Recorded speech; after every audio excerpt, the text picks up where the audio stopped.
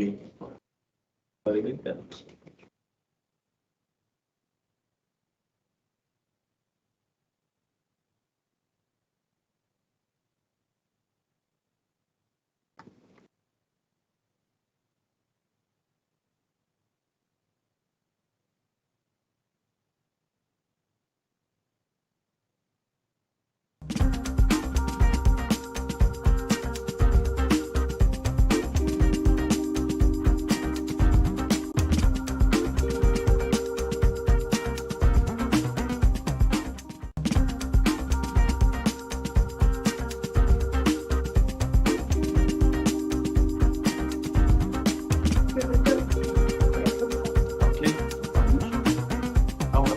Boa noite a todos que estão aqui presentes aqui no auditório, todos que estão nos assistindo também online, nossos estudantes aqui, graduação, pós-graduação, do IBMEC Rio, IBMEC São Paulo, também IBMEC Belo Horizonte. Temos aqui a honra de contar com 3 ilustres palestrantes aqui na data de hoje, para falar sobre um tema extremamente relevante relacionado ao processo sancionador na CVM, questões relacionadas também ao mercado de capitais. Então, uma grande alegria aqui para o IBMEC receber nossos 3 ilustres convidados aqui na data de hoje, nesse evento que é semipresencial, na verdade, né? Estamos retomando aí. Então, é um evento aí que a gente consegue, com esse contato com nossas outras unidades, com a capilaridade do IBMEC, também alcançar aí as outras unidades de Rio de Janeiro, São Paulo, BH, e todos também que nos assistem aqui pelo YouTube. Então, temos esse evento aqui na data de hoje, já aproveitando também para avisar que na semana que vem teremos um outro evento nesse mesmo formato, um evento que contará com a presença do ministro da AGU, Bruno Bianco, quando será celebrada uma parceria aqui do IBMEC com a Rede Governança Brasil. Um evento para falar sobre compliance, governança, boas práticas aí em relação a esse tema. Então, apresentando aqui nossos palestrantes aqui, estou aqui ao meu lado com o João Acioli, diretor aqui da CVM, que chegou recentemente à CVM, no mês passado, né, João? E advogado, e certamente vai ter um trabalho aí relevante pela frente. O ex-ministro Fábio Osório, ministro da AGU, advogado, um dos maiores expoentes aqui do direito administrativo sancionador, com obras aí que são verdadeiras referências aqui no tema, direito administrativo sancionador. Também certamente vai contribuir muito aqui para o nosso debate. E o ex-ministro Valdir Simão, ministro do Planejamento, também ministro da CGU, trabalhamos juntos lá na CGU, esteve à frente de várias questões relacionadas também à lei anticorrupção, aos acordos lenienses, também vai poder contribuir muito aqui com o nosso debate. Então, já para começarmos aqui direto nosso bate-papo, e também o último aviso, aqueles que tiverem interesse em mandar perguntas pelo YouTube podem colocar no próprio canal e a gente vai trazendo as perguntas para cá, debatendo, respondendo aqui na medida do possível. Então, já passo a palavra aqui para começar o nosso bate-papo para o João, para que ele possa fazer uma apresentação sobre questões relacionadas ao direito administrativo sancionador, questão do processo sancionador da CVM, trazer os pontos principais aqui, para depois a gente começar a debater. João, com você. Obrigado. Pessoal, boa noite a quem nos assiste online. Eu escolhi trazer alguns pontos que estão sendo discutidos na CVM, que eu acho que vão ser objeto de discussões, porque exatamente com a minha entrada lá, são pontos que já me inquietavam do ponto de vista teórico da aplicação de certos conceitos mais caros ao direito punitivo, e nisso sou muito grato aqui ao nosso colega do lado, o professor Fábio Osório, que eu acho que cujas lições ainda faltam serem mais bem aplicadas em âmbito do processo administrativo sancionador, ao menos no que eu posso ver na Comissão de Valores Mobiliários. Eu escolhi dar um foco mais voltado a questões da processo sancionador e não entrar muito em questão técnica da materialidade, da tecnicalidade dos ilícitos de mercado de capitais, que podem envolver uma complexidade desnecessária, talvez, para o objeto do nosso estudo aqui, que eventualmente isso pode ser, vou falar um passando do tipo de ilícito, mas acho que não convém a gente tratar tão a fundo, em benefício do tempo e do foco, da substância dos ilícitos de mercado de capitais. Até porque eu acho que a questão de fundo, a questão em que consistem essas irregularidades, isso é uma questão que é muito bem desenvolvida, em geral, muito bem desenvolvida na CVM, no conhecimento dos profissionais que integram a casa e que compõem o colegiado historicamente, é muito voltado ao mercado de capitais, ao direito societário. Então, a questão do que se passa em termos das companhias, o que se passa em termos das negociações no mercado secundário, essa substância tem também temas ricos em algumas sutilezas econômicas, às vezes que não são, talvez, tão bem compreendidas, mas e poderiam ser, portanto, aprimoradas. Mas, de um ponto de vista da técnica, eu acho que talvez onde pode ser mais enriquecida o debate é trazer certos princípios que são mais caros ao direito sancionador, né? E nesse sentido, que eu estou muito, conquanto um pouco constrangido de estar aqui ao lado dessas autoridades, mas eu acho que são lições que faltam, que talvez vão enriquecer o processo administrativo da CVM, se ele for mais atencioso a certas regras próprias do direito punitivo. Eu vou começar... eu vou tratar muito brevemente de como funciona o processo sancionador na CVM. Quer dizer, você tem as áreas técnicas, diversas superintendências, elas fazem a apuração de fatos e apresentam e tem as interações com os envolvidos nos fatos, podem chegar à conclusão que tem uma irregularidade e vão apresentar um termo de acusação. Esse termo de acusação vai ser submetido aos acusados e eles vão ter um prazo para defesa e no processo administrativo você pode fazer a defesa, não precisa de um advogado, embora seja bastante recomendável. Mas tem casos lá que, assim, às vezes ilícitos pequenos, de day traders, não sei o que, às vezes a pessoa também não tem nem condição ou interesse, enfim, acaba fazendo uma defesa sem advogado e, inclusive, gera alguns episódios divertidos, como, por exemplo, um caso em que eram dezenas de acusados de estarem fazendo operações com CPF alheio. E todas as defesas com os advogados estavam usando a oportunidade circunstancial de que não tinha prova suficiente. Então, os advogados estavam, assim, as defesas profissionais, né, estavam alegando a falta de provas, que não tinha prova suficiente, que era só indício, que não tinham muita coordenação entre si, não ficavam tão convincentes assim. E o colegiado já estava todo inclinado a ter que absolver por falta de provas. E na defesa oral, quando foi um desses que fizeram a defesa de próprio punho, ele foi lá na tribuna e falou o seguinte: eu não estou entendendo, tem muito termo técnico aqui, essas coisas assim, o que eu estou vendo é uma grande hipocrisia.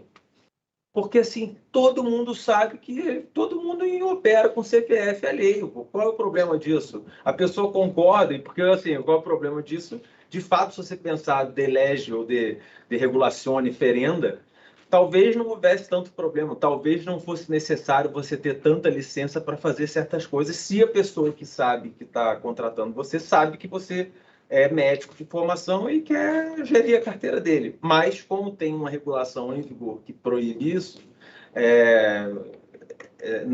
ali não tinha como.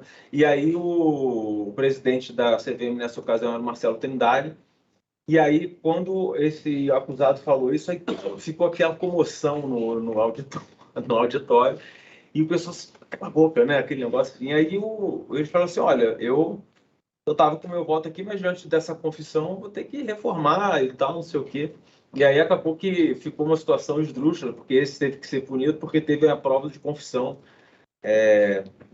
Mas voltando então ao processo comum, então assim, as defesas, a gente vê em alguns casos defesas manejando bastante com mais com bem mais técnica da teoria do direito punitivo, vou chamar punitivo para ser do conceito de direito criminal, e mais voltado ali ao administrativo sancionador, porque assim tem particularidades, né? Muito importantes.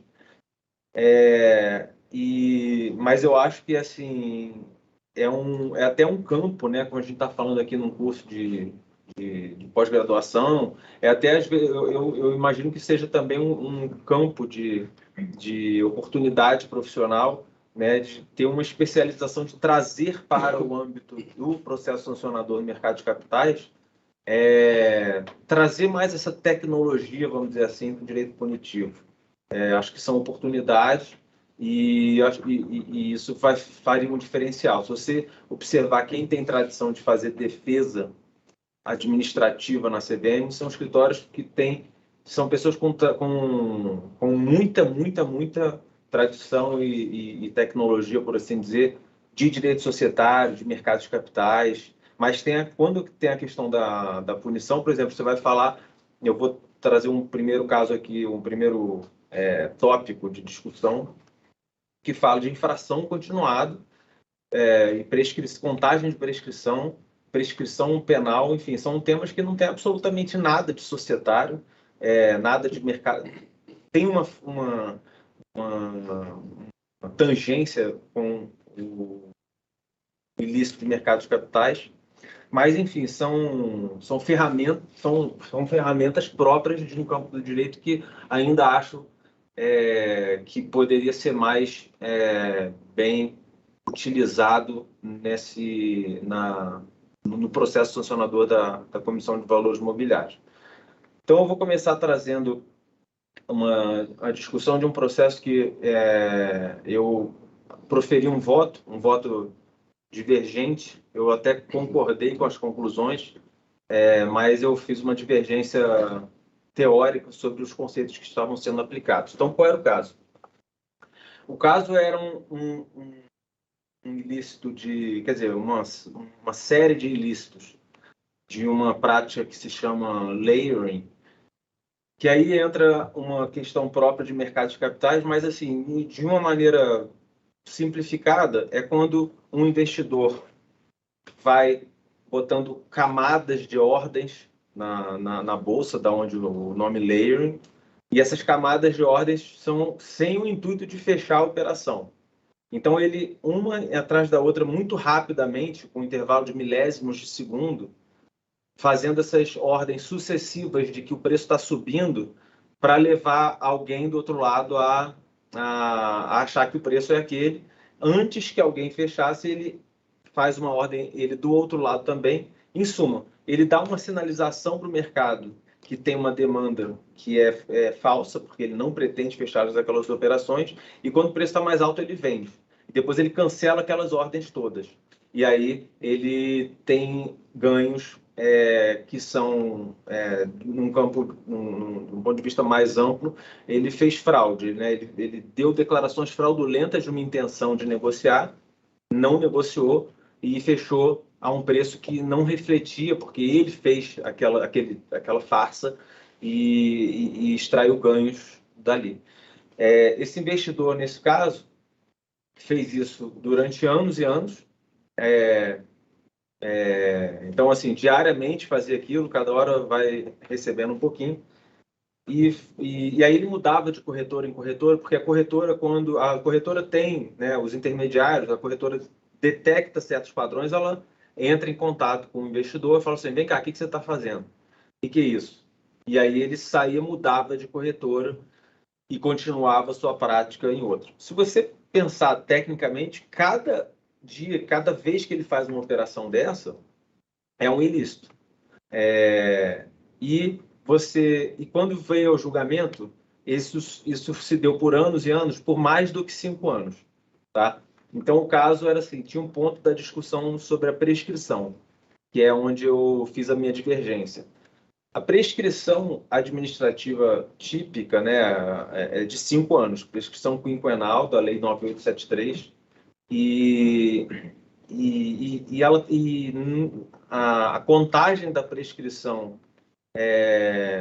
no administrativo, ela tem uma peculiaridade que eu não sei nem se caberia algum tipo de interpretação corretiva, porque eu acho muito forte a lei fazer algo tão diferente do que no próprio direito criminal, que você tem a regra acho que é artigo 119, da contagem de prazo prescricional em caso de infração continuada, mas você tem um sistema diferente, né, de infração continuada e do crime continuado, né?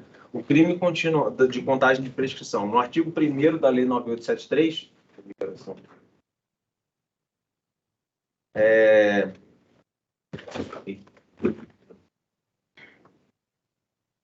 você tem a previsão de que o prazo prescricional quinquenal para infração continuada, ele conta a partir da cessação da prática. E já não é uma terminologia tão técnica se você pensar que você está falando de uma infração continuada, que são vários. Então, isso deve ser lido como da prática do último ato, né? Mas está expresso na lei, eu, pelo menos nesse momento, eu não quis sair disso, mas a prescrição quinquenal, ela alcançaria, portanto, ela alcança na prática um período de mais do que 5 anos, assim, o voto da diretora relatora. Ela pegou todas as práticas desse caso, eram durante 10 anos, alguma coisa assim. E ela saía dessa discussão de que ia para os 10 anos, que alcançava os 10 anos, usando a literalidade do artigo 1º da 9873. Olha, se a lei está dizendo que eu vou contar a partir do último ato, vou contar a partir do último ato. Então, não tinha prescrição. Ele poderia estar fazendo desde 1990 que ele seria punido por todos aqueles ilícitos. E ela aplica o conceito para dizer isso, que é de infração continuada.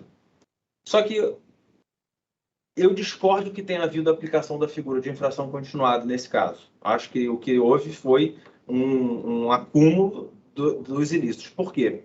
Porque a pena aplicada, como é que funciona a pena aplicada num caso de infração continuada?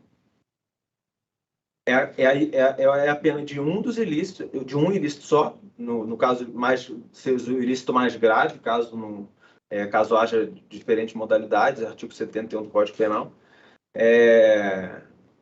com o aumento da pena por ter sido continuado. Quer dizer, uma ficção que você faz, que aqueles vários foram apenas um, e você agrava a pena, porque a gente sabe que não foi apenas um. Mas é uma figura criada em benefício do réu, para que as penas não ficassem perpétuas, né? Porque se você tem muitos ilícitos, né, no caso de direito criminal, e você fala assim, não, olha, ele fez por muito tempo, não foi pego, então vamos tratar só como um só, mais grave. Qual foi a pena e qual é a pena? E eu até não discordo que deva ser essa pena aplicada na CVM para esse tipo de irregularidade que a pessoa faz por muito tempo. Ela pega...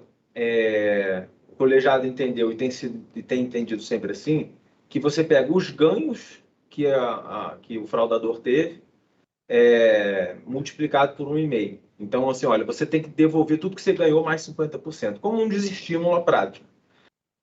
Ou seja, não foi infração continuada. Se fosse infração continuada, teria que ser a pena de um só, aí você faz algum critério para falar assim, olha, vou fingir que você só fez um, vou pegar o pior aqui, que seja, vou fazer um aumento de pena, e teria que fazer uma aplicação dentro das penalidades previstas na lei que fosse a mais grave possível, mas que fosse só de um.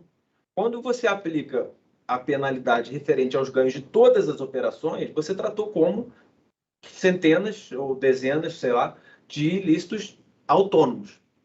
Então, eu falei o seguinte, não estamos usando infração continuada. E outra coisa, tem também uma previsão legal na própria 9873, que em caso de aquele ilícito também configurar ilícito criminal, vale a prescrição do ilícito penal. Valendo a prescrição do ilícito penal, aí a contagem aí qual é o entendimento da CVM? Ela faz o que eu chamo de um cherry picking, né? Ela pega, eu vou pegar o prazo maior da prescrição criminal e vou fazer a contagem a partir do último ato. Eu discordei disso no meu voto, falando assim, olha, quando você importa para o direito administrativo, para aquele processo administrativo, o sistema penal, ele deve vir inteiro, né? Você vai vir com os ônus e os bônus. Então, assim, vai vir um prazo maior, é mais grave, mas você não pode fazer uma seleção de partes do sistema, especialmente em detrimento do réu. Se fosse para fazer um cherry picking, que fosse em benefício da defesa, porque pelo menos existe um princípio de presunção de inocência, princípio em benefício do réu. Agora não do jeito que é feito de dizer que na prática você podia ter ilícito começado em 1990 que estaria alcançado, porque tem a prescrição criminal que vem com esse poder inteiro. Então, depois eu posso dar referência do processo para quem tiver interesse no estudo, onde eu exponho essas considerações. No caso ali, eu concordei com a pena porque todos os ilícitos estavam dentro da prescrição penal. Então, não havia discordância na prática, mas sim dos fundamentos, porque isso é precedente para outros casos que vão para mais antigo do que a prescrição criminal. Quanto tempo eu tenho? Mais 10 minutos, tá bom. Então, esse é um ponto que eu trago, que eu acho que assim, vai ser discutido em outros casos, porque tem muito caso semelhante. E essa figura mal aplicada da infração continuada, eu acho um bom exemplo de quanto falta de tecnologia, de teoria do direito punitivo dentro desse âmbito. Tem um outro ponto que eu acho interessante de expor, que eu acho que mostra também um pouco do que a gente pode chamar de realismo jurídico, né? Assim, a realidade das decisões, por que elas são tomadas, que às vezes é um pouco diferente do que está exposto. Então, existe a figura da prescrição intercorrente no processo administrativo sancionador, que é de 3 anos. E ela só é interrompida com ato inequívoco de apuração de fato. Essas são as palavras, na minha opinião, muito claras da lei. Então, se você tem um ato para apurar o fato, um ato inequívoco. A inequivocidade, eu acho que é um tema também de discussão interessante. Inequivocidade implica o conhecimento do particular, do acusado, ou é inequívoco no sentido de estar provado nos autos? Eu não tenho uma posição. Eu defendi já como advogado que só pode ser inequívoco, como na dúvida em benefício do réu, essa inequivocidade significa o conhecimento do réu. Então, se o réu sabe que houve um ato, então pode ser só então aquilo pode ser considerado inequívoco.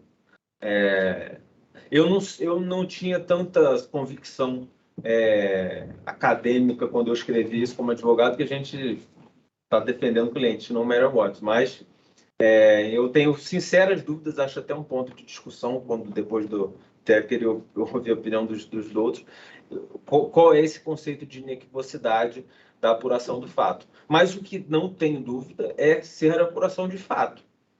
E o que eu também vejo muito claro é o quanto que essa figura da prescrição intercorrente não existe em processo de CVM ou de Banco Central, assim, mas assim, e aí as razões que são trazidas para dizer que não houve são uma fundamentação jurídica que fica forçada, porque, por exemplo, recentemente teve um caso, e foi na véspera de que eu tomei posse, então não pude participar desse julgamento, então foi na terça, eu tomei posse na quarta. E eu estava assistindo ao julgamento, o presidente foi o relator, os outros diretores estavam todos impedidos, então foram convocados 2 superintendentes para comporem o colegiado.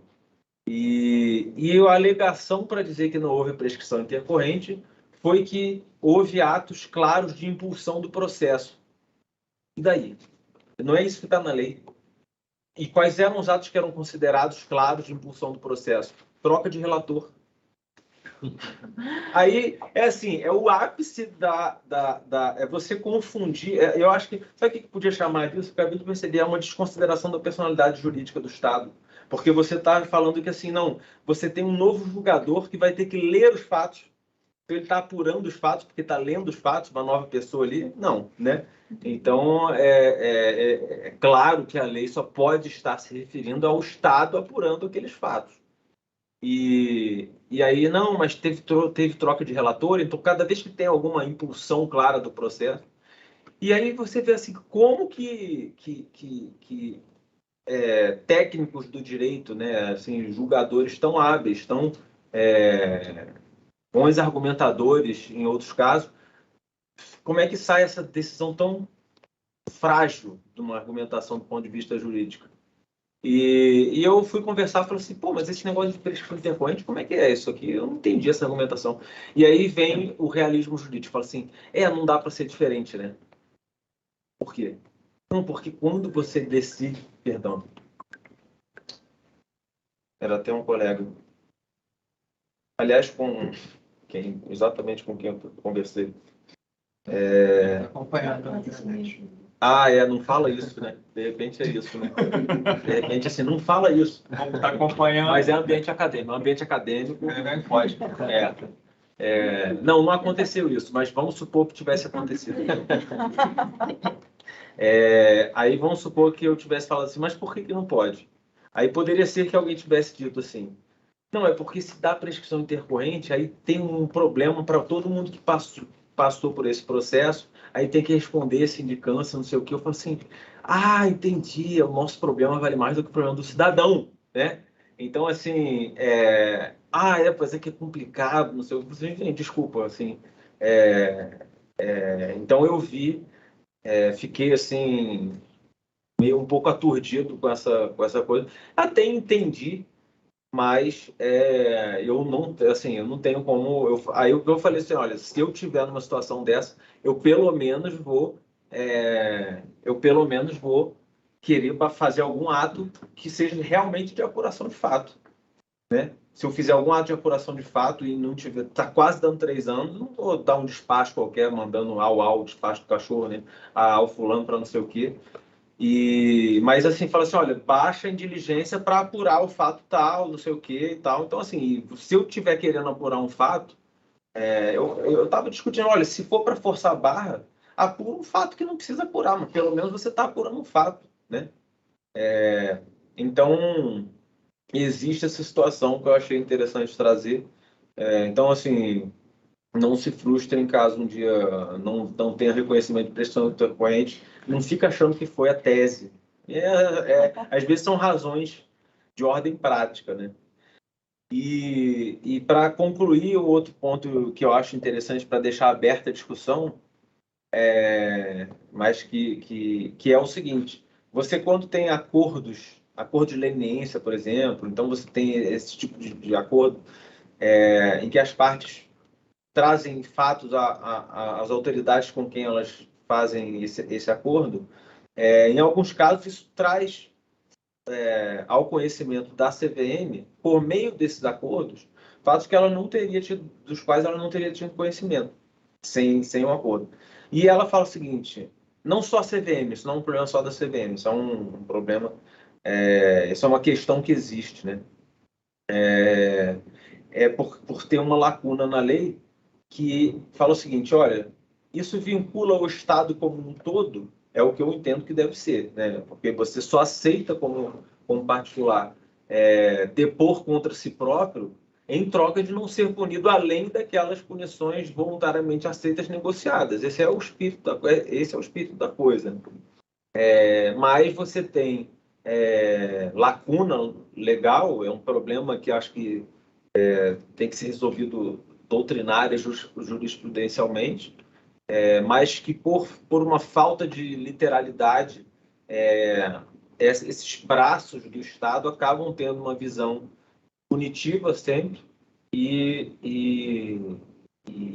existe a visão por parte desses órgãos de que, como eu não fiz parte do acordo, eu não posso ser impedido de perseguir. E existe até também, não é só um fetiche sancionador, né? Não é uma coisa assim, aquela sanha punitiva, que existe isso, mas não é só isso também. Existe o processo de tomada de decisão do funcionário público ali, que ele fala o seguinte: e se eu não fizer? Como não tem uma lei que me autoriza expressamente a não fazer, se eu não fizer, será que eu não vou ser alvo de processo de controladoria, né? Então, assim, é um problema que, mesmo que você dependa, talvez seja o caso disso, talvez ou uma previsões legais mais claras, ou que isso fique mais claramente estabelecido, ou ser resolvido de alguma forma. Queria só deixar esse ponto de discussão para passar para os meus colegas, e depois a gente pode continuar discutindo, porque assim, tema polêmico na CVM e divertido tem bastante. Obrigado, João. Eu separei aqui os 3 temas aqui, basicamente, né? São todos muito interessantes. A questão da inflação continuada, até a regra da Lei 9873, que também se aplicou durante muito tempo, inclusive para licitações e contratos. Com a nova lei de licitações e contratos, agora tem um próprio, a prescrição intercorrente e a questão da acordo de leniência, que eu tenho certeza que nossos 2 ilustres palestrantes aqui têm muito a contribuir também nesse ponto. Inclusive aqui, né, também eu sei que o pessoal da turma do Rio de Janeiro de Compliance também está assistindo, e a gente debateu outro dia justamente questões dos acordos de leniência, dos reflexos dos acordos de leniência e outras esferas, que já é uma discussão antiga que a gente tem aqui no Brasil, desde o advento da Lei 12846. Então, eu passo a palavra aqui para o professor Fábio Medina, certamente tem muito a contribuir nesses temas aqui. Bom, boa noite a todos, boa noite aos que nos assistem online, boa noite aos que estão aqui presencialmente. Quero cumprimentar o Antônio Carlos Vasconcelos Nóbrega, presidente da Comissão de Ética, cumprimentar o João Scioli, diretor da CVM, cumprimentar o Dir Simão, ex-ministro da CGU. Obrigado. É uma honra poder compartilhar aqui algumas reflexões sobre direito administrativo sancionador no mercado de capitais. Finalmente, aqui há um tema que nós podemos tratar sob diversas perspectivas. O direito administrativo sancionador, numa perspectiva geral, para início. O direito administrativo sancionador no mercado de capitais comportaria uma análise sobre o mercado de capitais como objeto de proteção do direito administrativo sancionador, os ilícitos em espécie, cada um dos ilícitos em espécie de forma a revelar sua estrutura analítica, todos os desdobramentos possíveis dentro da esfera da sua respectiva estrutura, e porta de discussão em termos de ilícito continuado, isso de ilícitos, de dolo, descrição, e aquilo que diz respeito à esfera do direito material na CVM. Da mesma forma, o processo sancionador, que seria outra esfera analítica também muito importante. É importante compreender o direito administrativo sancionador numa primeira abordagem que se desenvolveu no Brasil, sobretudo, a partir de um desenvolvimento teórico pretérito na Europa, na jurisprudência das Cortes Constitucionais Europeias e da jurisprudência do Tribunal Europeu de Direitos Humanos, na década de 60, na visão de grandes juristas que construíram uma teoria da sanção, a partir da confluência entre o direito penal e o direito administrativo e de um recorte do poder de polícia da administração pública, a partir do qual surgiu o direito administrativo sancionador. Primeiramente, de uma ramificação que se chamava direito penal administrativo, nas palavras de um jurista chamado Goldschmidt. Esse direito administrativo sancionador, a partir dessas contribuições teóricas e jurisprudenciais das Cortes Constitucionais Europeias, ele foi teoricamente concebido como um ramo jurídico autônomo que se socorre dos princípios penais com matizes, porque não há uma distinção ontológica entre a sanção penal e a sanção administrativa e, portanto, determinados ilícitos precisam ser tratados a partir do seu impacto nos direitos fundamentais com garantias simétricas. Quais são essas garantias? São determinados princípios que têm assento diretamente nas constituições democráticas. Daí o desenvolvimento no próprio Tribunal Europeu de Direitos Humanos. Essa mesma perspectiva também se encontra no direito anglo-saxão, no caso dos Estados Unidos da América, ou direito inglês, que não faz a distinção pelo rótulo dos ilícitos estarem concebidos no direito administrativo ou no direito penal, mas sim pelo seu impacto nos direitos fundamentais ou nos direitos humanos. E aproximam essas garantias, seja pela ótica do direito penal ou do direito administrativo, que é aplicado, no caso, pelas agências do direito anglo-saxão. Dessa forma, essa ramificação, que nós chamamos aqui de direito administrativo sancionador, trouxe à baila a necessidade de institutos como os princípios constitucionais da legalidade, da tipicidade, da interdição à arbitrariedade dos poderes públicos, da culpabilidade, da individualização da pena, garantias de direito material, do devido processo legal formal, do devido processo legal substancial, e também no plano processual dos direitos de defesa, do contraditório e da necessidade de descrição da conduta proibida nas peças acusatórias. No plano doutrinário, efetivamente, os penalistas foram aqueles que primeiro trataram dessa aproximação, como Nelson Hungria, por exemplo, no âmbito da extensão dessas garantias ao campo dos processos disciplinares. Do ponto de vista monográfico, a primeira obra com essa designação de direito administrativo sancionador no Brasil foi da nossa autoria em 2000. E a primeira disciplina com autonomia científica no Brasil foi da nossa autoria também em 2000, e a primeira cátedra no Brasil, nós fundamos nos cursos de mestrado e doutorado da Universidade Federal do Rio Grande do Sul. Mas algumas agências no Brasil, e nós estamos procedendo a uma pesquisa mais aprofundada agora, para tentar detectar como foi esse desenvolvimento nas agências, de um modo geral, foram desenvolvendo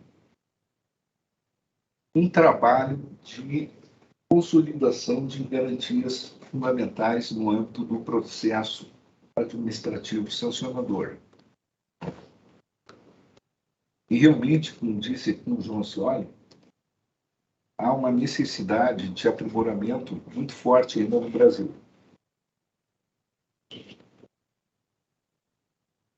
Apenas recentemente, a Lei 8.429 de 92, que é a Lei de Probidade Administrativa, foi alterada para reconhecimento da observância dos chamados princípios constitucionais do direito administrativo sancionador. E, outro dia, eu ouvi uma palestra de um juiz federal dizendo que o direito administrativo sancionador não existia na Constituição de 88. Ora, o direito administrativo existe, ele está constitucionalizado pela vertente formal e material, porque ele decorre também do princípio de separação de poderes, mas ele foi alargado com a constitucionalização do direito administrativo do ponto de vista substantivo. No caso, o direito administrativo sancionador é um desdobramento do direito administrativo, é um ramo jurídico que nasce do direito administrativo. Portanto, ele está devidamente constitucionalizado. A CVM, propriamente dita, é uma agência cuja atuação sancionatória está regida pela Instrução 607, de 17 de julho de 2019. Foi alterada recentemente por outras instruções, que é a 613 de 2019 e 624 de 2020. Também pela Resolução 2 de 2020. Então, são essas resoluções que disciplinam a atividade sancionatória da CVM de modo consolidado. Mas o que se pode dizer, apesar das lacunas sobre a consolidação do direito administrativo sancionador, principalmente, é um ponto sobre a necessidade, justamente, e é uma característica do direito administrativo também, e o direito administrativo sancionador, ele tem uma interface com outros ramos jurídicos.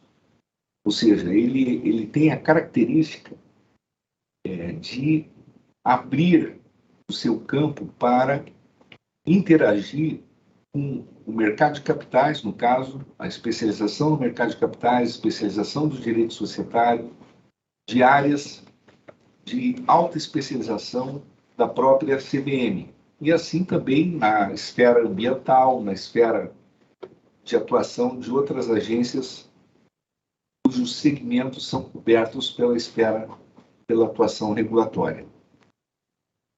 Um ponto que me chamou a atenção no desenvolvimento do direito administrativo sancionador na CVM, para o qual eu gostaria aqui de ressaltar na minha exposição, e que é hoje objeto de uma discussão no Supremo Tribunal Federal, diz respeito à retroatividade da lei mais benéfica. Precisamente por conta da importância desse tema hoje para o desenvolvimento do direito administrativo sancionador no Brasil. Esse reconhecimento da retroatividade da norma mais benéfica do direito administrativo sancionador está em repercussão geral no STF no tema 1199, na Lei 14.230, de 25 de outubro de 2021, e de modo, talvez, a impactar todo o direito administrativo sancionador no Brasil, e não apenas a Lei de Improbidade Administrativa. Uma discussão foi inaugurada com a relatoria do ministro Alexandre de Moraes, pelo princípio da retroatividade da norma sancionadora mais benéfica. E o interessante é que, no âmbito da CVM, já se reconhece a retroatividade da norma mais benéfica em matéria de direito administrativo sancionador desde longa data. Na doutrina, que se costumava apontar, sendo o leading case para a retroatividade da norma mais benéfica do processo administrativo sancionador da CVM, é um julgado de 13 de outubro de 2005. É um julgado de 2003, perdão. Inquérito administrativo de 12 de 2003.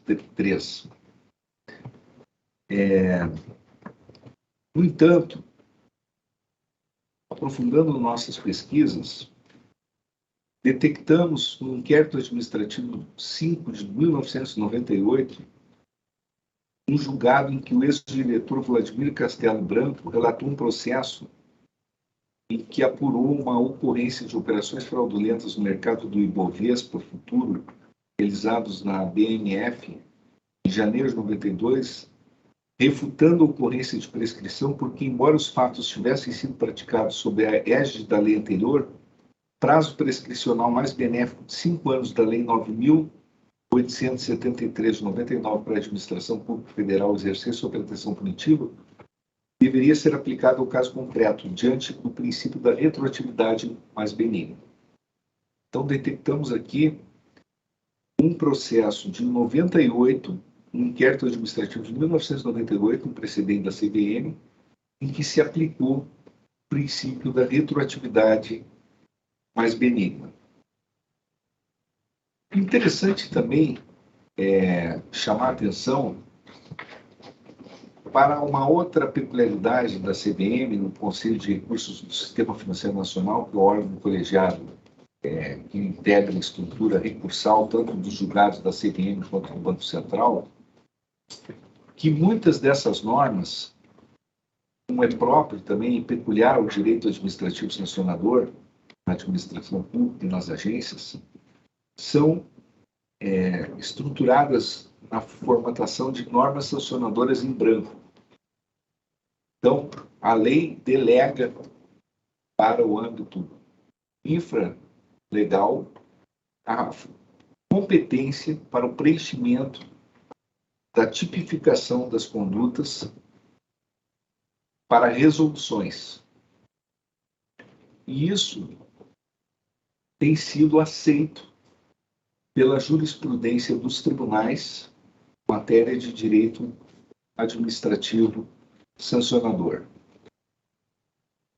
De modo que se observa também é que essa retroatividade que tem sido aplicada no âmbito da jurisprudência da CVM tem sido aplicada quanto à retroatividade de normas dotadas de estabilidade normativa, exatamente na linha também que sustentamos, que os penalistas clássicos, como Nelson Bria, sempre sustentaram, ou seja, não se trata de retroatividade de normas completivas ou normas matrizes,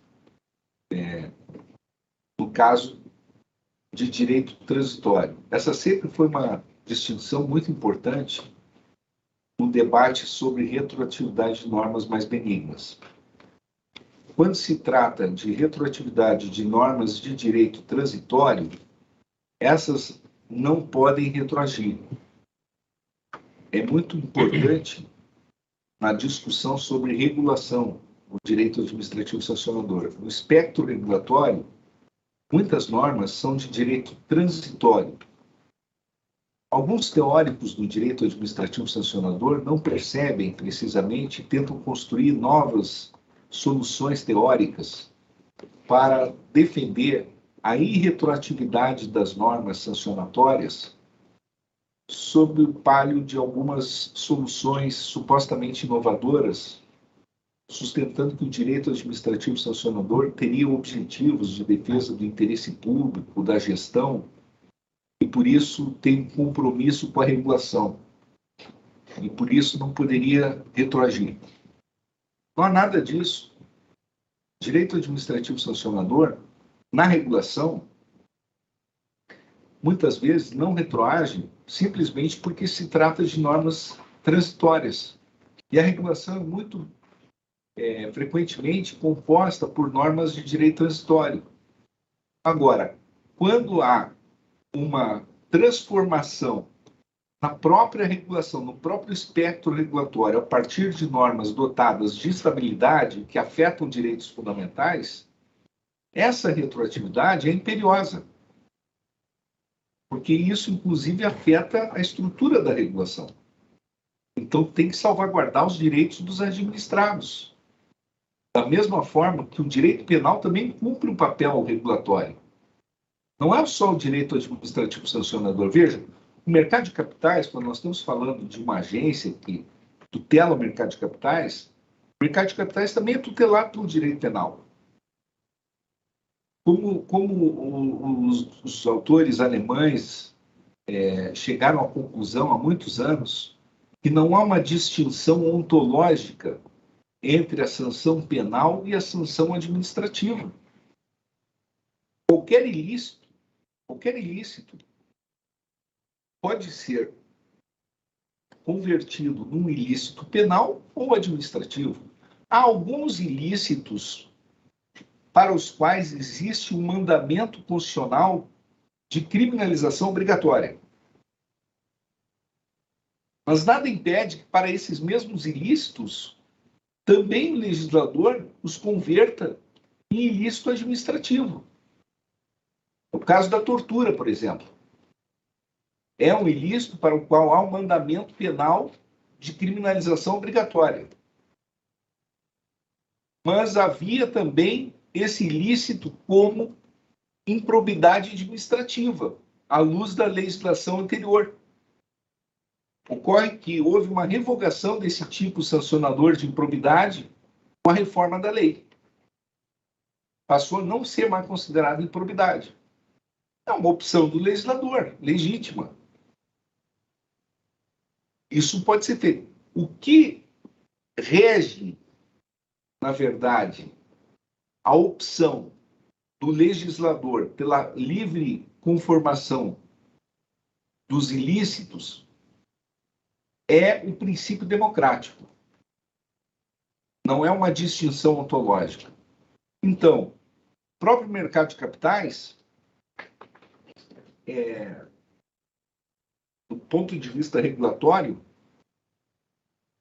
ele vai ser tutelado pelo legislador penal e pelo legislador administrativo. Agora, alguns princípios comuns ao direito penal e ao direito administrativo sancionador presidirão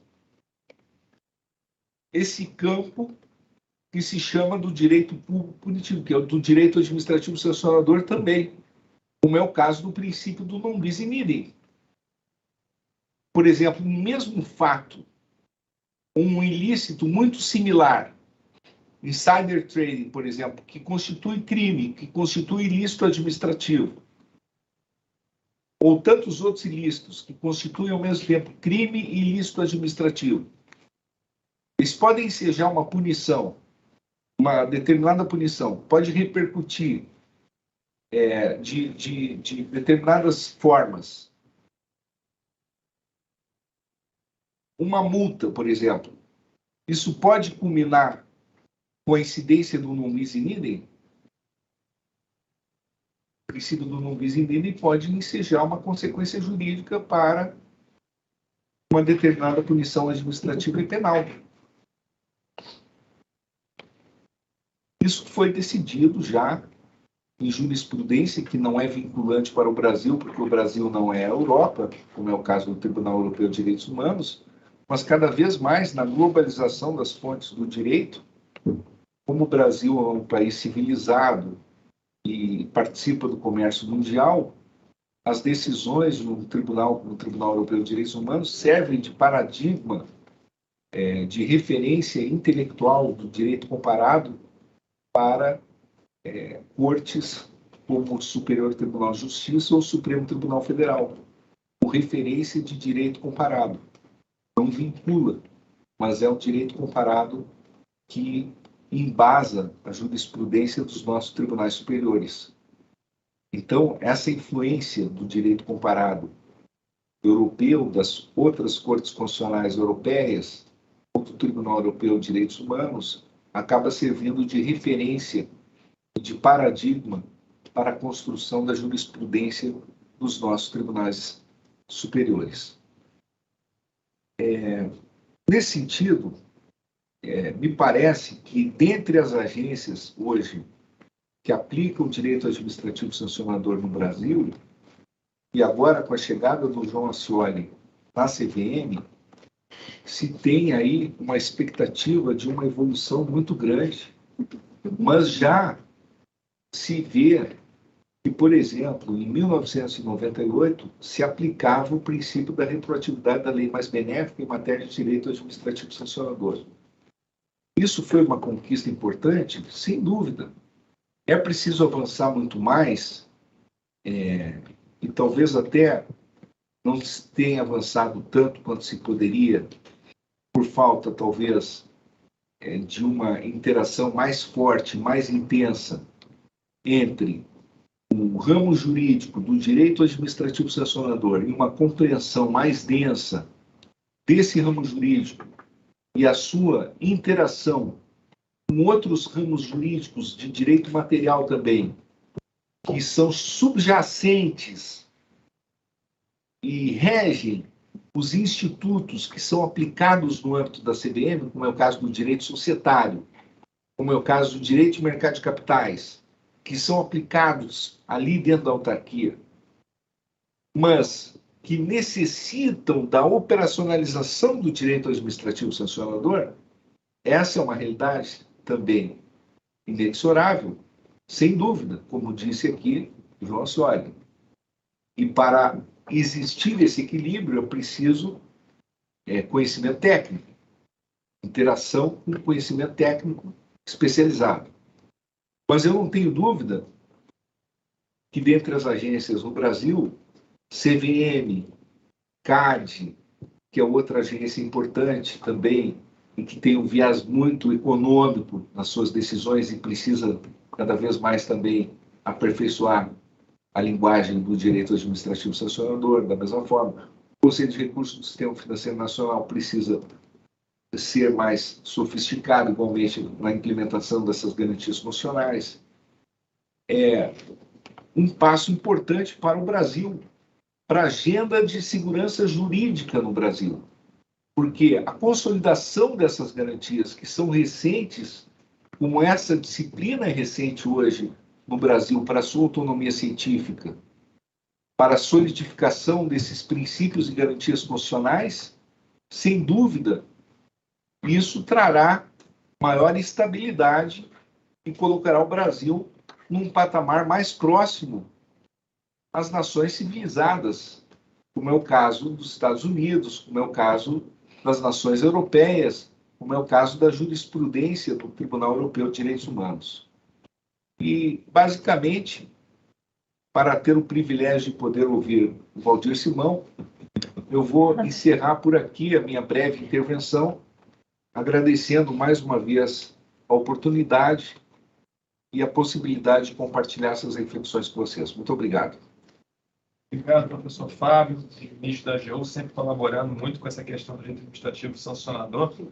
Até anotei aqui a questão do princípio, do non bis in idem, da retroatividade também da lei mais benéfica, que são temas que se apresentaram agora justamente nas mudanças da lei 8429, inclusive tem uma previsão específica em relação à observância do princípio do non bis in idem, quando se fala do diálogo da 8429 com a 12846. E se discute muito também a retroatividade dessas mudanças da lei 8429 agora, então é um tema mais do que atual e acho que é necessário a gente debater. E também aproveitando o gancho para falar do non bis in idem, um artigo do professor Fábio, escrito em colaboração com o Alexandre Pinheiro dos Santos, que fala de um aspecto também muito interessante, que ele abordou, mas assim, ele falou do tema, mas tem um artigo em que está muito bem explicado, então assim, vale a pena ler, é um artigo muito interessante. Eu li porque o Alexandre enviou, sobre a manifestação desse princípio. Então, quando faz um acordo, exatamente, paga uma multa aqui, então aquilo tem que ser contado para as outras esferas também. Riquíssimo o trabalho. E externar minha admiração pelo Alexandre Pinheiro dos Santos, que é um superintendente geral da CVM, decano, que faz um trabalho extraordinário à frente da CVM há muitos anos. Inclusive, publicamos um livro aí no início do ano, como organizador, e o Alexandre contribuiu um artigo justamente sobre a questão do PLD, na âmbito da CVM, que tem suas contribuições. Sempre muito ativo. Então, passar agora aqui para o ministro Valdir. E Valdir, se me permite, um aluno aqui de Compliance que está nos assistindo aqui lá do Rio, mandou uma pergunta já. Que bom. Aí eu acho que já é inclusive, até para registrar a presença dos alunos aqui de Compliance que estão aqui com a gente também, pessoal do direito empresarial também. E muitos lá do Rio nos acompanhando por aqui. E a pergunta, acho que já vem quase na linha do que a gente estava conversando aqui antes. como promover o diálogo dos acordos da 13506, né, da CVM, com os acordos do DNN. Isso chegou, acho que já é um tema interessante, mas queremos ouvir aí em relação a tudo que foi comentado aqui. Valdir, você também pode contribuir muito. Tá bom, obrigado, Antônio. Boa noite a todos. É um prazer estar com vocês. Quero deixar um abraço ao João, Fábio. Falar de Cruzeiros não é fácil, né? Mas o bom é que eu pude aqui garimpar algumas coisas, aprendi com eles e vou refletir em cima daquilo que eles falaram. Você sabe, Antônio, eu tenho 30 anos no setor público, hoje sou advogado, e você acaba compreendendo um pouco melhor o funcionamento das estruturas do governo, das agências, o próprio pensamento, o processo decisório dos tomadores de decisão na administração pública. E a CVM é uma questão interessante, porque é uma agência que é bastante peculiar, né? Já é muito madura, né? Já é quase cinquentenária, e que vem ganhando musculatura ao longo do tempo e usou como paradigma experiências do exterior que são muito mais antigas.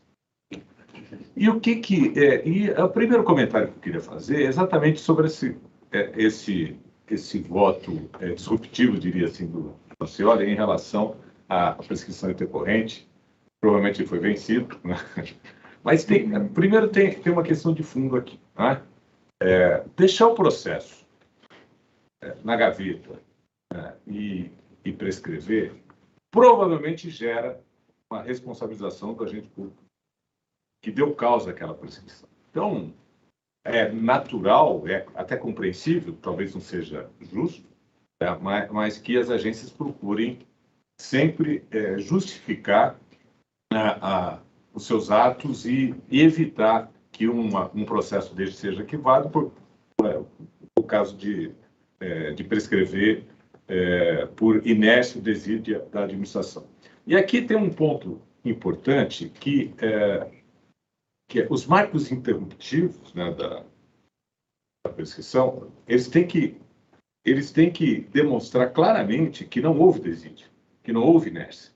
E há um mandado de segurança deste ano, que é um caso envolvendo o Tribunal de Contas da União, 37847, de relatoria da ministra Rosa Weber, em que ela deixa muito claro nas situações, inclusive a autuação do processo no Tribunal de Contas, é um marco interruptivo da prescrição. Então, talvez valha a pena visitar essa decisão, porque nos dá um pouco de luz e noção como é que o próprio Supremo Tribunal Federal vem lidando com essa questão. Mas, de qualquer forma, é o que eu sempre falo para meus clientes. Olha, dificilmente a gente vai ter um reconhecimento administrativo de prescrição, até porque o decisor sabe que, no final do dia, ele pode ser responsabilizado se deu causa à prescrição. A outra questão, e falando especificamente do processo sancionador, vamos lá, a CVM ela tem um papel central no desenvolvimento do mercado de capitais, né, e atua como regulação e como fiscalização. E não só a CVM, mas acredito que todas as agências sancionadoras, e seguindo princípios que foram se desenvolvendo nos últimos anos, têm utilizado o que a gente chama de abordagem baseada em risco, né? Chamado SBR, supervisão baseada em risco da CVM. O objetivo é exatamente identificar os riscos no mercado de capitais, né, classificar esses riscos de acordo com seu impacto, sua probabilidade, e endereçar os riscos com ações mitigadoras.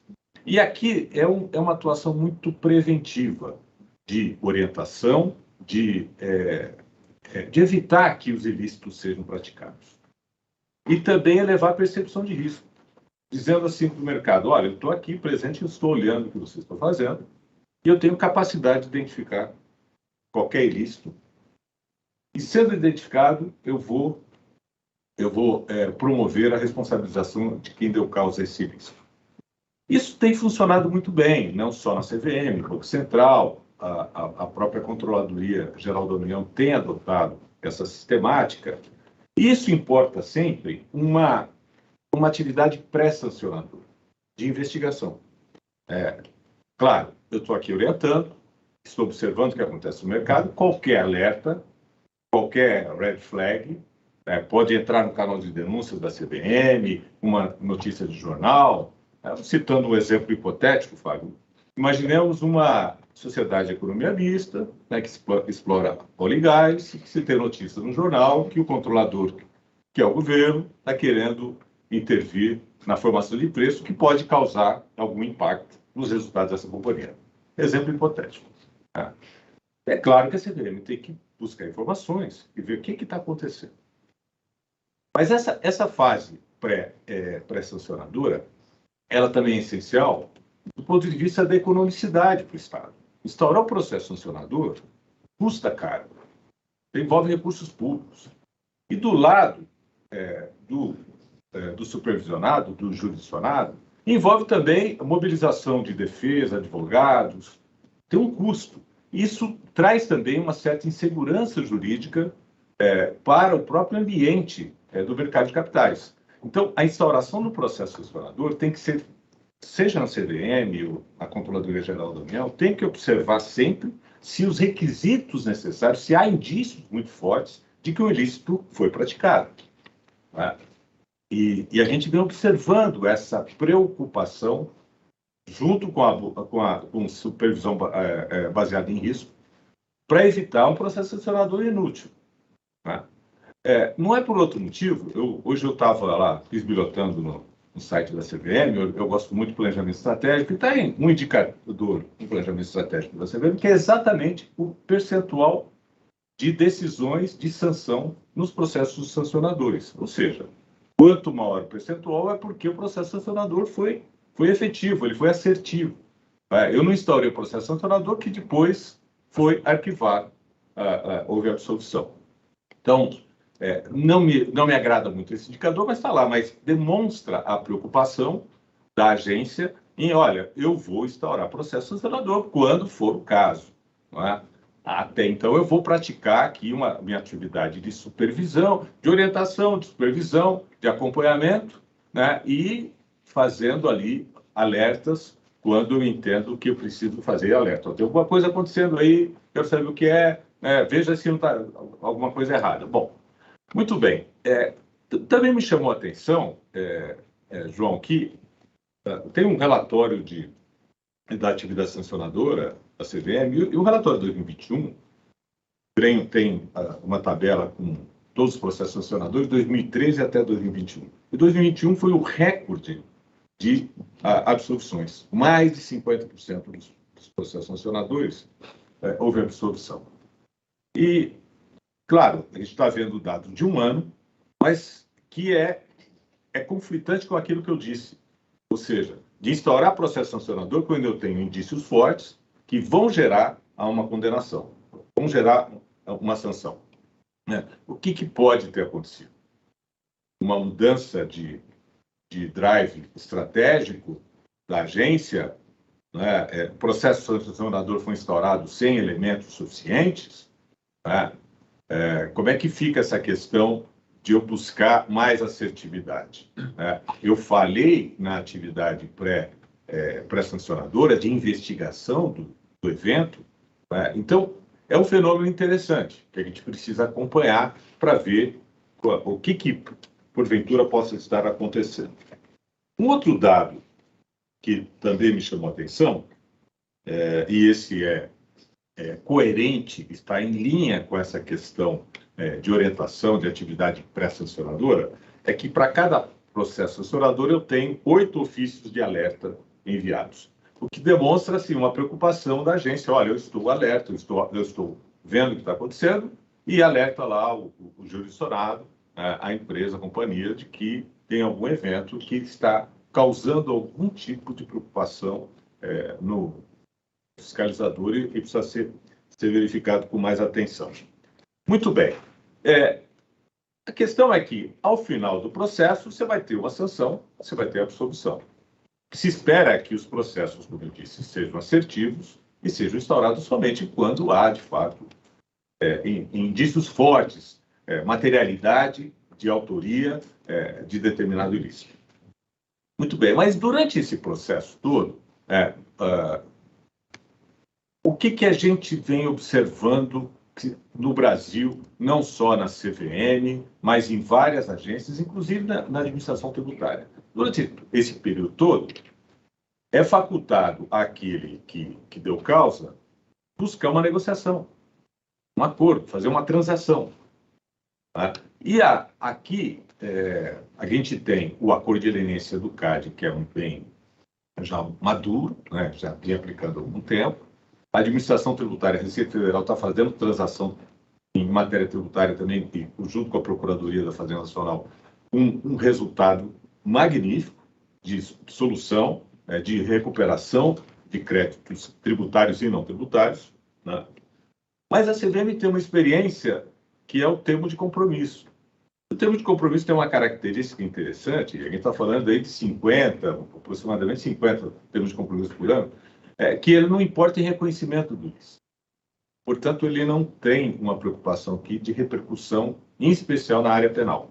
Eu vou lá, olha, tem um problema aqui, pode ter instaurado o processo ou não, claro, não pode ter tido julgamento ainda, e se propõe a CVM um termo de compromisso, e eu corrijo ali as minhas eventuais falhas, quebras de regras de conformidade, aprimoramento do meu controle, etc., né? Pago lá uma quantia, uma multa, né? E se resolve o problema. Né?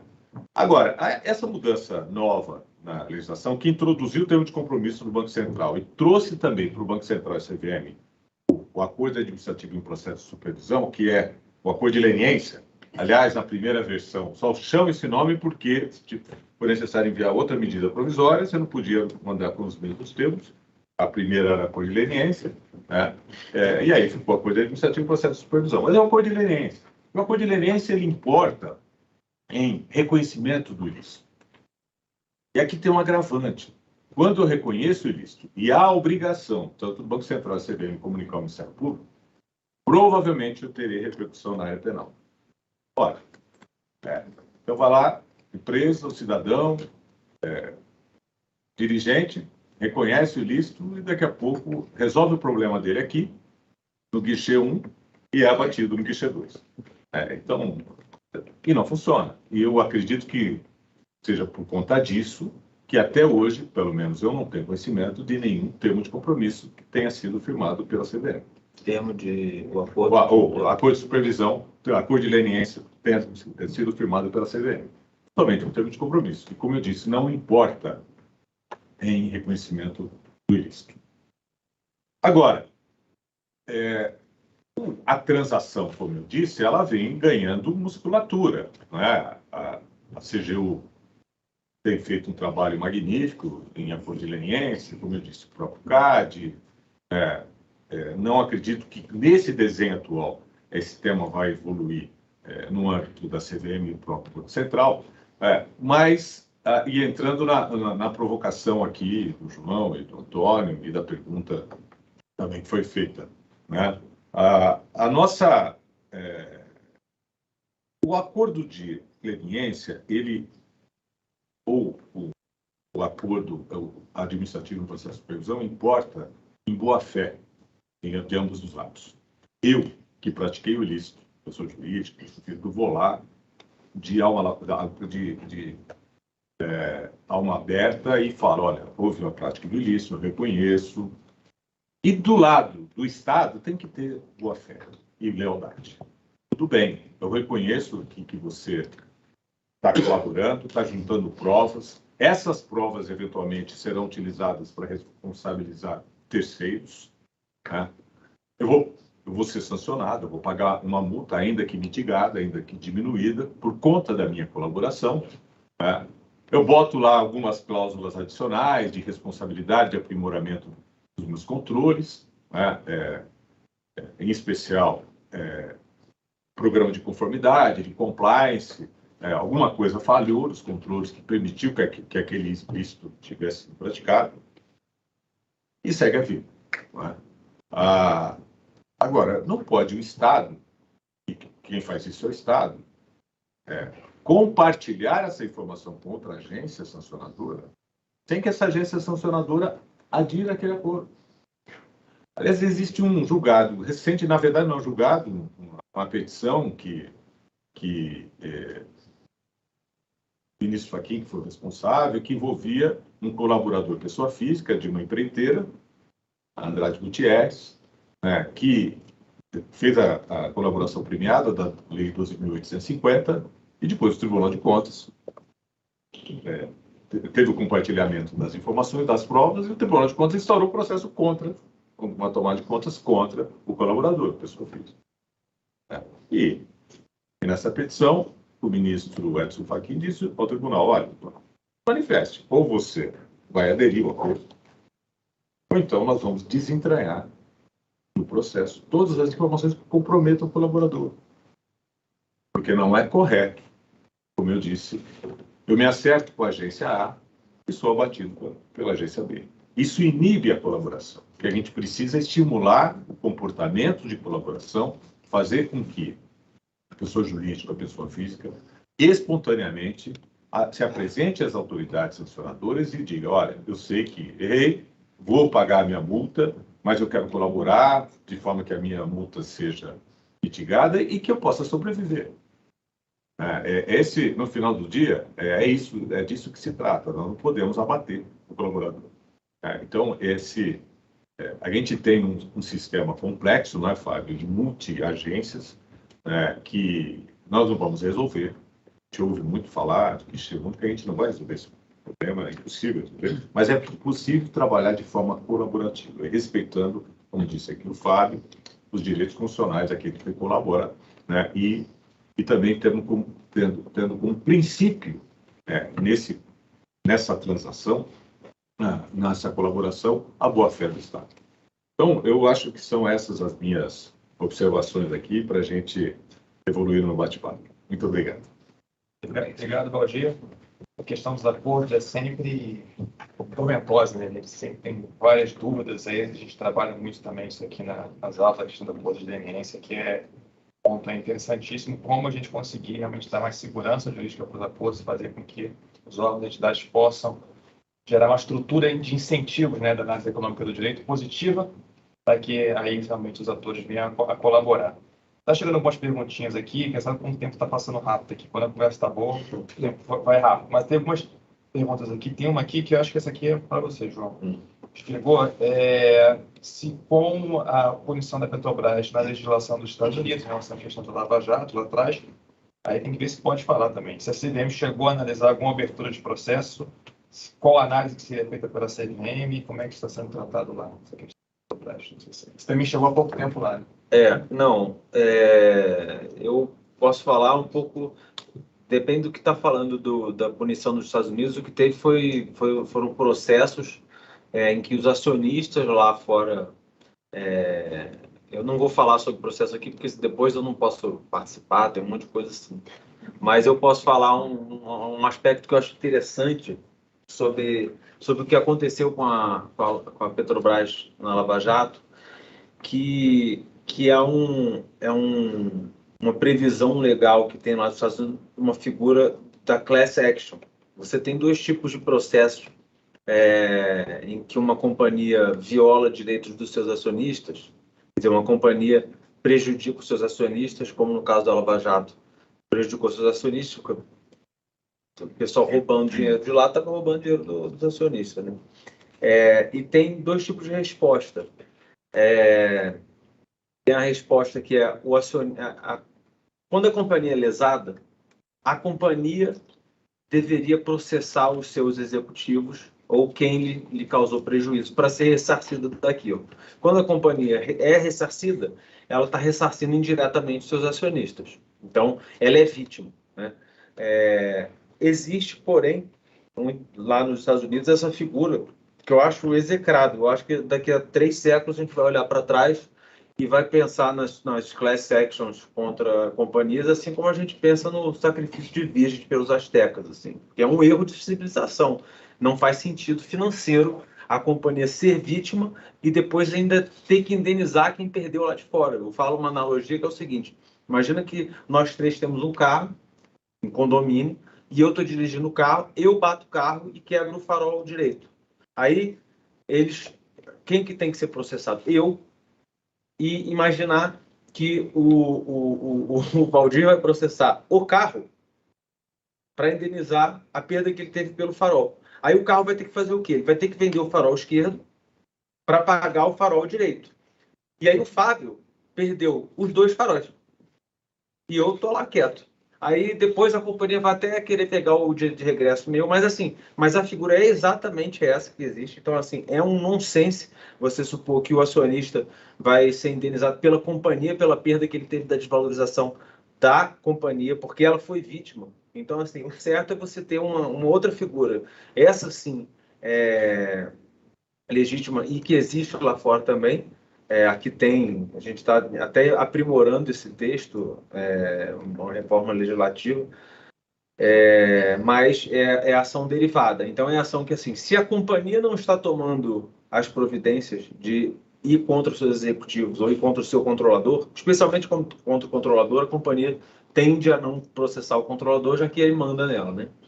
Mas aí existe a figura da ação derivada, derivative lawsuit, ou aqui ação multi-universo, um nome latim assim, mas é assim, a ação derivada. Então é a ação que o acionista se sente prejudicado, porque foi prejudicado com o prejuízo causado à companhia, e se a companhia não está fazendo nada, ele se substitui, é um caso de substituição processual, um acionista minoritário, observadas as condições da lei, processa o executivo que causou prejuízo ou o controlador em nome da companhia.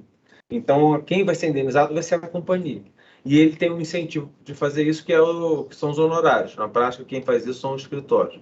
Então, assim, são figuras diferentes que tem lá fora.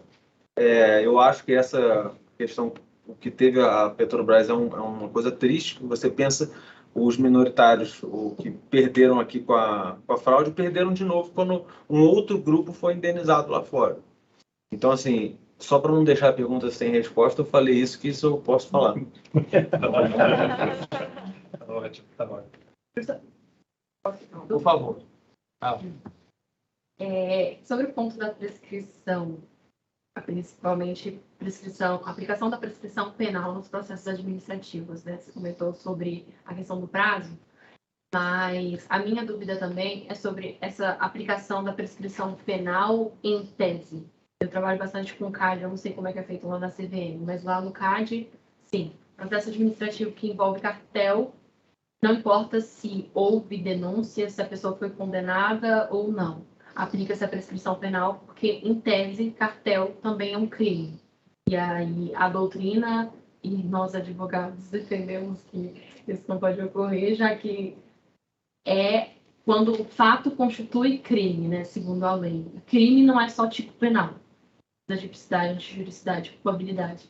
Então, eu queria saber a opinião de vocês e como está sendo feito lá na CVM, se é como no CAD, aplicação em tese mesmo.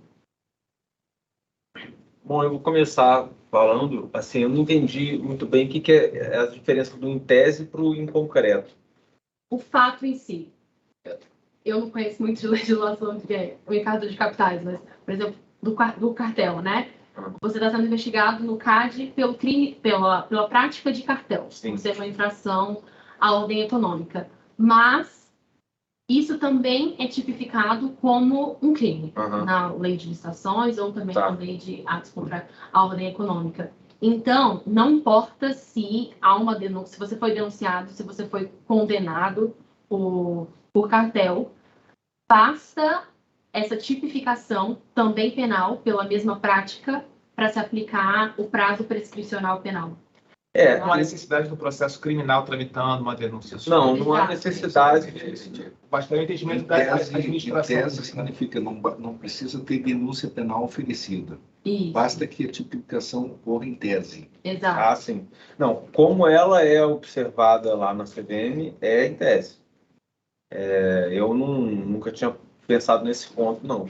Assim, é super interessante.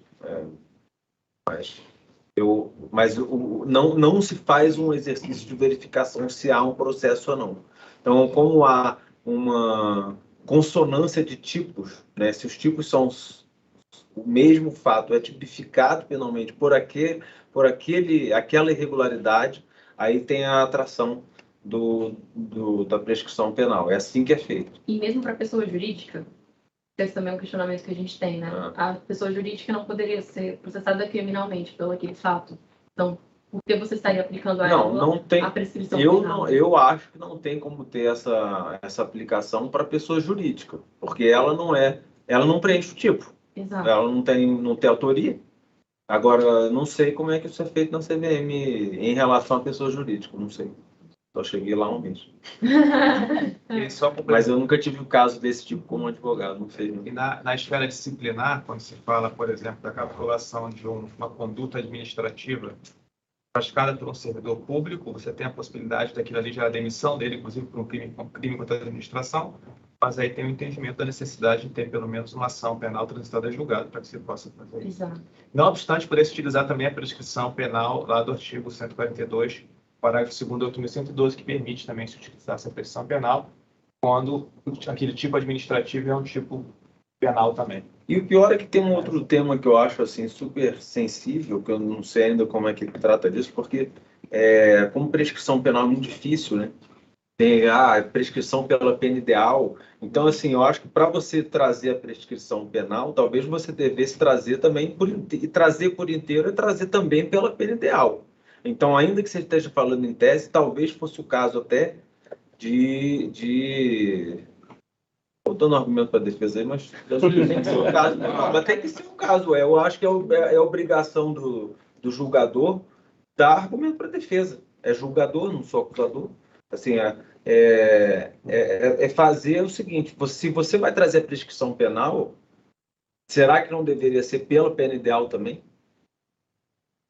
Porque senão você está trazendo uma pena que no próprio juízo criminal talvez fosse maior do que a que seria na prática, né? É que eu não sei como funciona a prescrição. Isso aí, eu não passei com 10 em penal e processo penal. E prescrição, com certeza, foi onde eu errei. Porque eu lembro que era muito difícil, né? Prescrição penal não é tão fácil. É muito difícil. Eu não sei. Mas, enfim, vou ter que estudar. Estamos indo aqui para o reta final aqui. E aí, pergunta aqui para o professor Fábio Medina. Como garantir a efetividade dos processos sancionadores e qual a tendência para o futuro em relação a esse processo? Mudança de legislação, o que a gente poderia aí, prever em relação ao futuro do processo sancionador? Bom, um princípio constitucional importante é o princípio da duração razoável do processo. Então, o problema do processo hoje, para o jurisdicionado, é o congestionamento do poder judiciário. É o maior desafio hoje no Brasil que nós temos, né? Para todos nós, para o judiciário, para o cidadão. Então, a impunidade, a celeridade, tudo isso esbarra na perspectiva do judiciário conseguir prestar com rapidez e qualidade o poder judiciário. Esse é um ponto. Outro ponto é o acesso ao judiciário.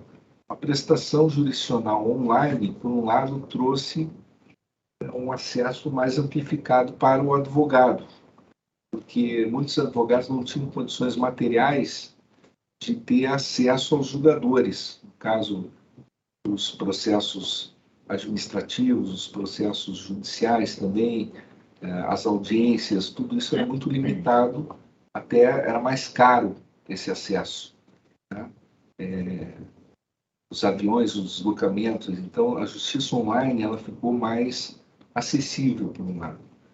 Por outro lado, para determinadas partes, isso trouxe uma dificuldade porque muitos magistrados, os julgadores também administrativos, não querem mais despachar presencialmente, querem só online. Então, criou um paradoxo, digamos assim, na justiça, seja ela judicial ou administrativa. Então, nós estamos falando de processos, sejam eles judiciais ou administrativos. A efetividade no processo me parece que passa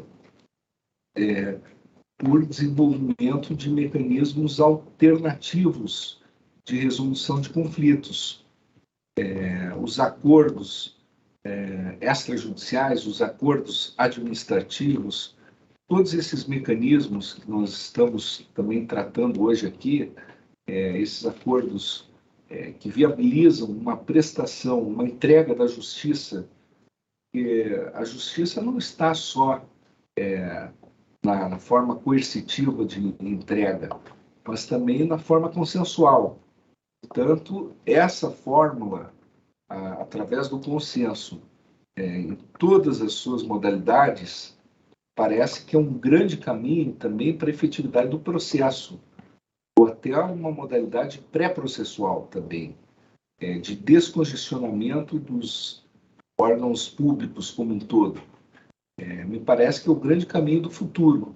Os próprios advogados podem ser também um caminho para a autocomposição no futuro. Nós já estamos criando aí agências, multiplicação de agências para autocomposição, essas ferramentas que estão integrando as agências, Ministério Público como um canal de autocomposição, e multiplicar, talvez, os próprios advogados como um grande canal de autocomposição. Eu acho que a efetividade do processo passa por esse caminho e por um processo com esses novos mecanismos que o novo Código de Processo Civil trouxe e que a nova legislação processual penal traz e que os novos processos administrativos sancionadores trazem, justamente novas tecnologias que trazem mais eficiência e mais rapidez e autocomposição. Isso que vai agregar efetividade ao processo. E, de outro modo, nós teremos processos lentos, burocráticos, excesso de burocratização acarreta falta de credibilidade ao processo, falta de qualidade e incapacidade para os julgadores cumprirem a sua missão. Então, efetivamente, nós temos que repensar o processo como uma ferramenta exclusivamente coercitiva e pensar um processo com novos paradigmas consensuais. Obrigado, professor. Então, aqui já indo para a nossa última pergunta aqui para o Valdir. Pergunta interessante. Muito até na linha já do que o professor Fábio falou. Os órgãos administrativos estão prontos para conduzir processos sancionadores? Basicamente, eu acho que a ideia aqui acho que a CVM, na verdade, é um caso à parte, porque já tem desde 77. Eu particularmente, praticamente cresci na CVM, que meu pai, da primeira leva de procuradores federais, entrou lá em 78. Então, minha infância toda eu passei na CVM do lado de quando nós na 7 de setembro, ali no Rio de Janeiro. Então, conheço bem. Mas CVM, SUSEP, já são muito bem estruturados, Banco Central. Mas será que os outros órgãos estão todos prontos para ter essa nova visão sobre o processo sancionador? E aí eu vou além. Quando se pensa na linha de corrupção também, Estado e município. Será que eles estão prontos também para conduzir esses processos sancionadores? Essa nova responsabilidade? Bom, vamos lá. Eu acho, como você bem disse, a gente tem algumas agências que estão maduras. CAD, CVM, Banco Central. O CGU fez um trabalho excepcional na última década. Eu acho que está pronto, os processos têm ganhado qualidade. Quando eles instituíram a investigação prévia, isso trouxe uma qualidade para os processos sancionadores, processos administrativos de sanção muito grande.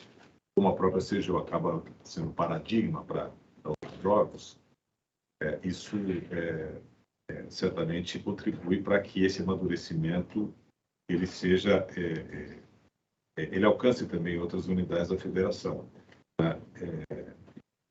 Lembrar aqui a capacidade de investigação da civil, e hoje foi preso um pastor, a questão da prisão é outro ponto, se deveria ou não, mas que startou todo esse processo foi a investigação da própria Procuradoria-Geral do União. Então, ele tem capacidade investigativa, tem capacidade de apuração e tem capacidade de sanção. Eu tenho atuado em vários processos da CGU, eu vejo o crescimento das comissões de responsabilização. O que a gente precisa, certamente, é evoluir para um modelo, como disse aqui o Fábio, que traga economicidade e celeridade ao processo. E a transação é a grande saída. E em algumas situações, essa transação não pode ser complexa. Não pode se esperar dela uma colaboração que como costumo chamar de alavancagem investigativa, que você tenha fatos novos. Em alguns casos, o ilícito aconteceu, ponto, eu reconheço,